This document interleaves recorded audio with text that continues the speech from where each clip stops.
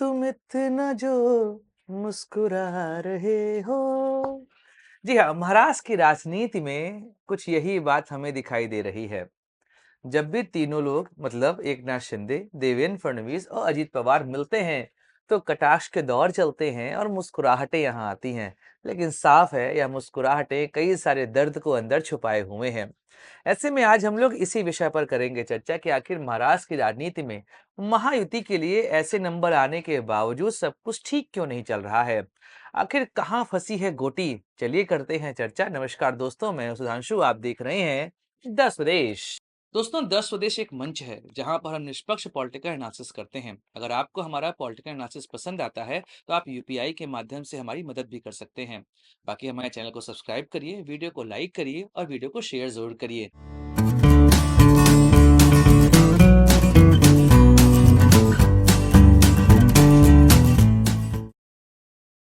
महाराष्ट्र की राजनीति में जब महायुति का निर्माण हुआ, शिवसेना को तोड़कर आए एकनाथ शिंदे, भाजपा के देवेंद्र फडणवीस और शरद पवार को तोड़कर आए अजीत पवार, यह तीनों एक मंच पर इकट्ठा होते हैं। महायुति का निर्माण होता है। लगभग 2 साल सरकार चलती है।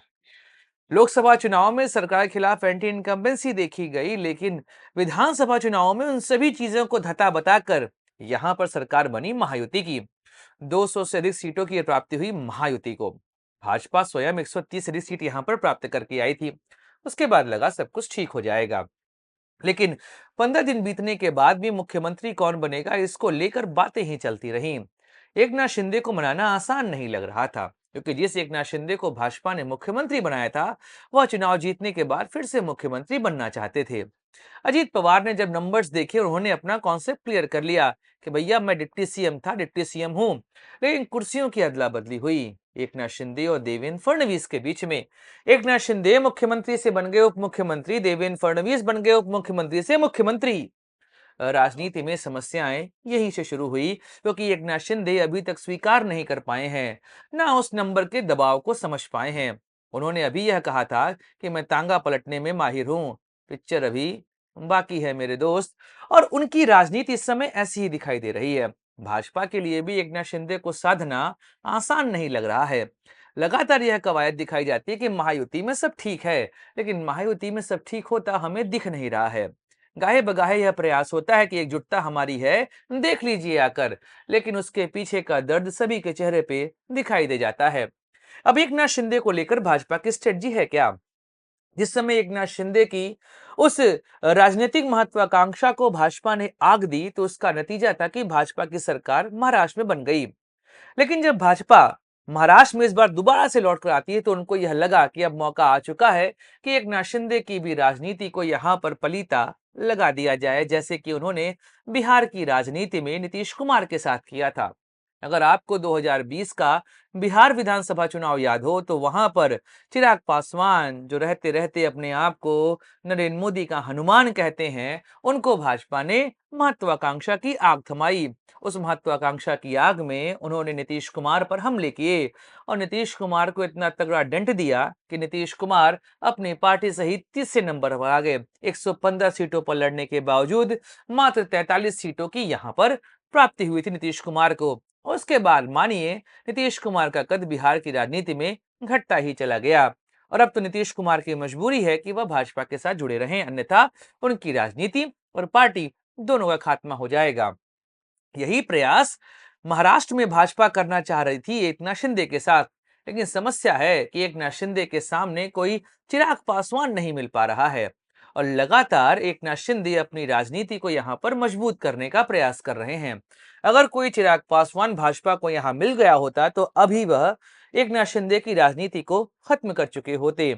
लेकिन एकनाथ शिंदे भी कम बड़े राजनेता नहीं हैं। लगातार वह बाबा साहेब और उसके बाद दीघे साहेब की बात करते यहां पर दिखाई देते हैं और कहते हैं कि बाला साहेब के भैया हम रहे हैं शिष्य, ऐसे में हमारी राजनीति को यहाँ पे तुम कैसे खात्मा करोगे।